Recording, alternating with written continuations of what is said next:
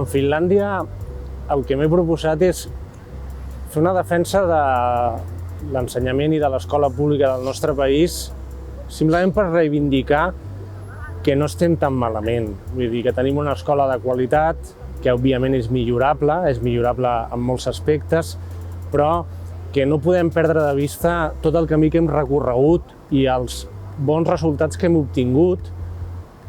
i d'aprendre també dels fracassos que hem tingut també amb aquesta escola pública, però crec que domina un discurs fatalista sobre l'escola catalana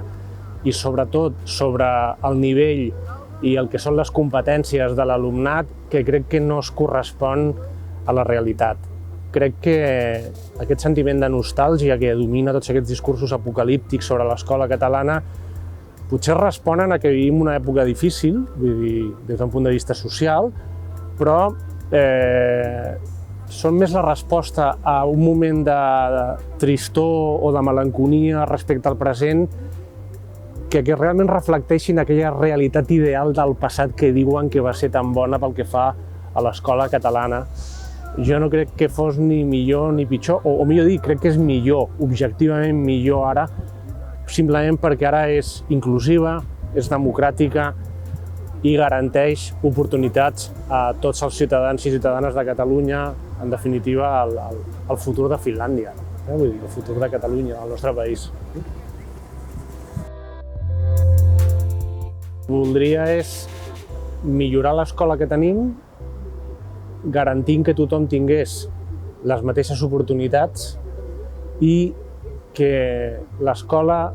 fos vista com la societat o per la societat com un element imprescindible pel que és la cohesió social, però que no és l'únic pilar que ha de garantir, diguem-ne, aquesta societat harmònica i on la convivència estigui garantida.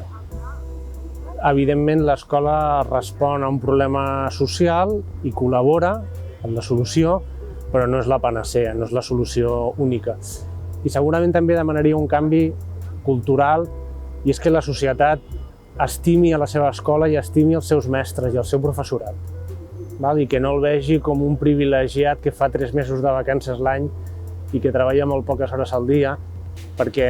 en les mans dels professors, les professores, el professorat i els mestres està el futur del nostre país.